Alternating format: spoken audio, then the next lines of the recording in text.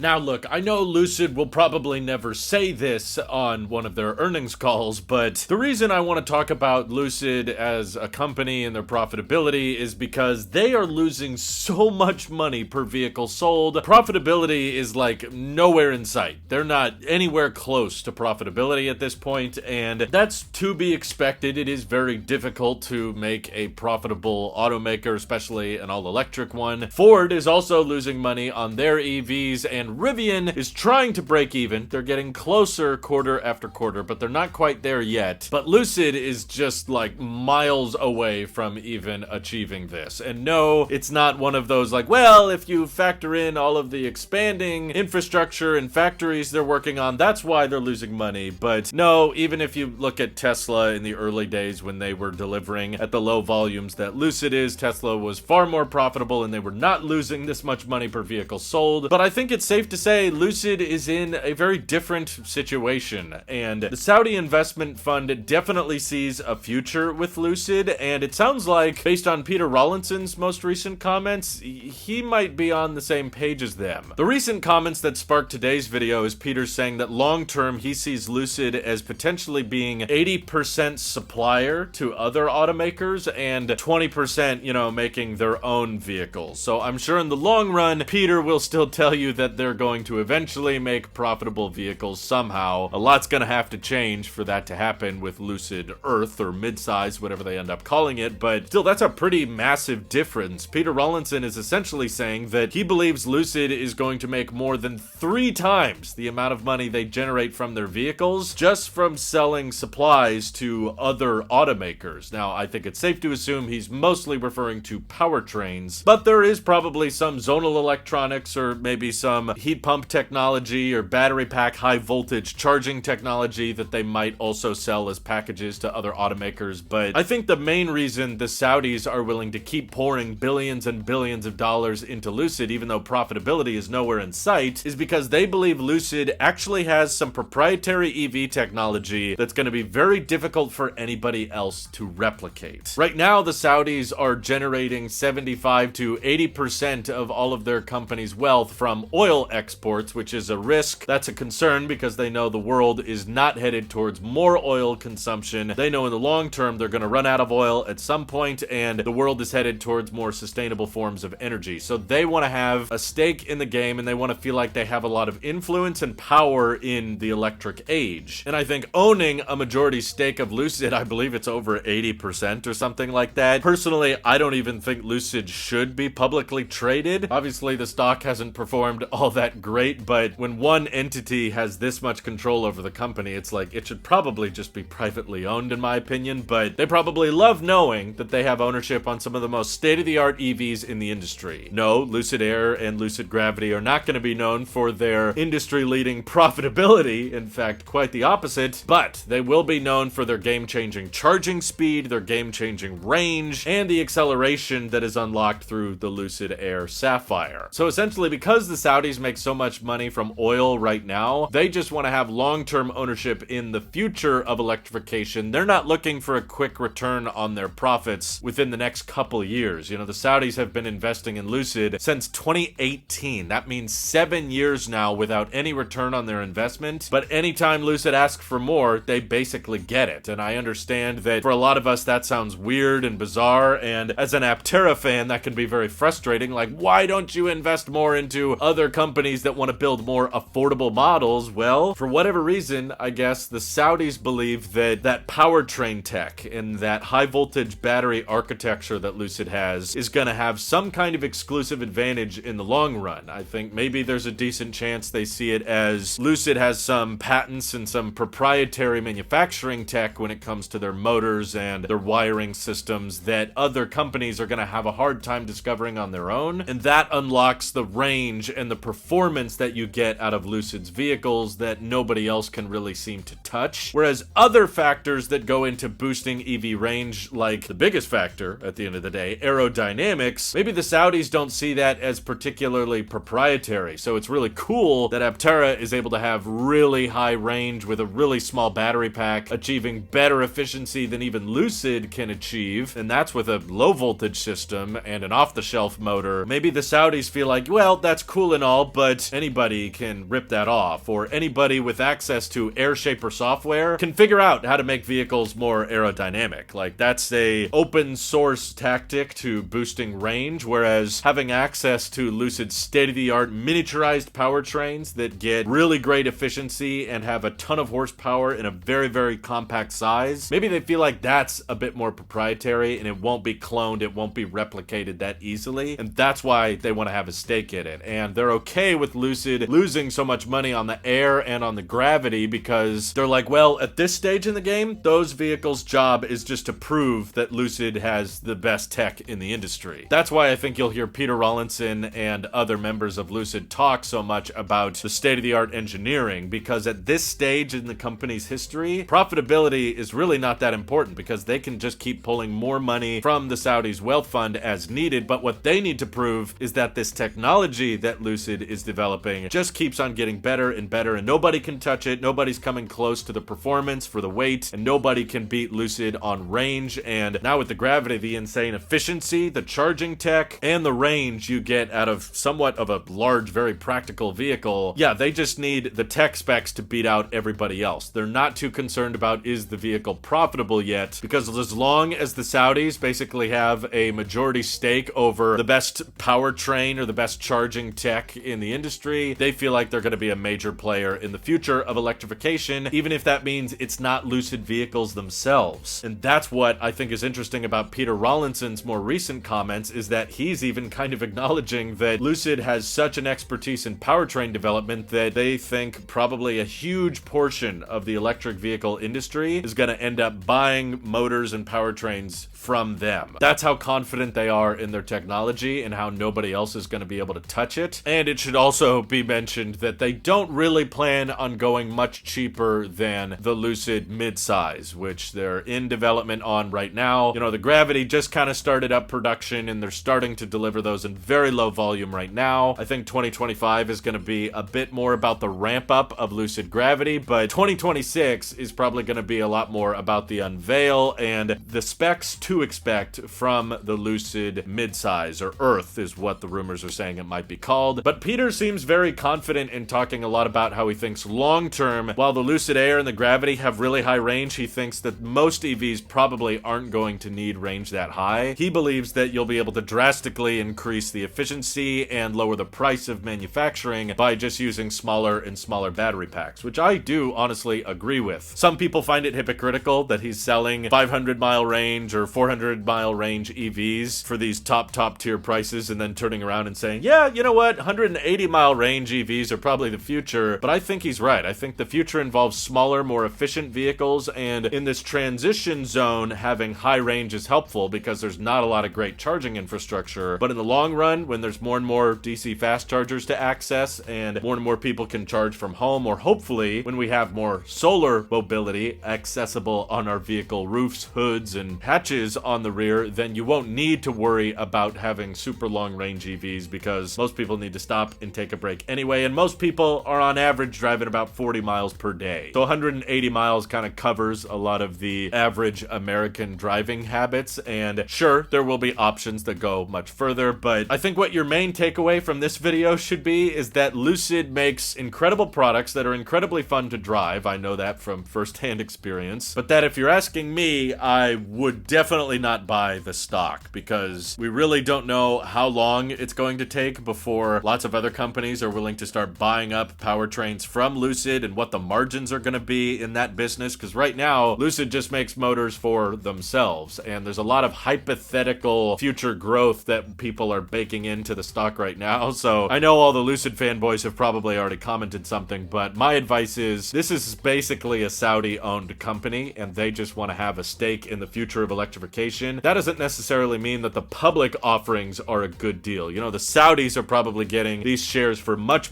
cheaper than the public can get. So I'd say, like, yeah, don't buy it as an individual. I don't think this is a stock that's going to skyrocket and go to the moon in the next couple years. Maybe it goes up a little bit over the course of 10 or 20 years, but then we got to compare it to the S&P 500 and it's probably still not worth it in the end. But I could definitely see myself as a future customer, as a fan of efficiency and practicality in vehicles, and as someone who cares about having good charging speeds. And I feel like Lucid has has listened really, really well with the Gravity, accommodating the NACS port, putting it in the proper location, figuring out how to optimize legacy charging infrastructure, but also build in support for future charging infrastructure. I just feel like they did such a great job with the Gravity. Really hope they bring all of the great charging characteristics into the Lucid Air, maybe next year. But yeah, I just get kind of sick all the time of people saying like, oh, but the vehicles aren't profitable. They're gonna go bankrupt soon. They're gonna go bankrupt soon. If the Saudis decide to change their mind, sure, but I feel like as long as Lucid has the industry-leading powertrain and range figures, then why would the Saudis want to close up shop on this whole project? They've already sunk $6-7 billion